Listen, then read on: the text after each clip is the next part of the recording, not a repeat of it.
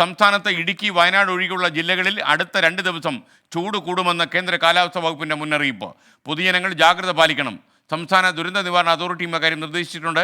ശ്രീകാന്ത് വിശദാംശങ്ങൾ നൽകും കൊച്ചിയിൽ നിന്ന്. Srikanth, good morning. പറയൂ, എത്ര ഡിഗ്രി സെൽഷ്യസ് വരെ ചൂട് കൂടാൻ സാധ്യതയുണ്ട് ഈ 2 ദിവസങ്ങളിൽ? എന്തൊക്കെയാണ് മുന്നറിയിപ്പുകൾ? Very good morning S K N കേൾക്കുന്നത് വരുന്നത് അത്ര ശുഭകരമായ വാർത്തയല്ല. പുറത്തിറങ്ങിയാൽ പൊള്ളും എന്നുള്ളതാണ് അവസ്ഥ. അതായത് സംസ്ഥാനത്ത് 12 ജില്ലകളിൽ അടുത്ത 2 ദിവസം ചൂട് കനക്കും എന്നുള്ളതാണ് പുറത്തു വരുന്ന വിവരം.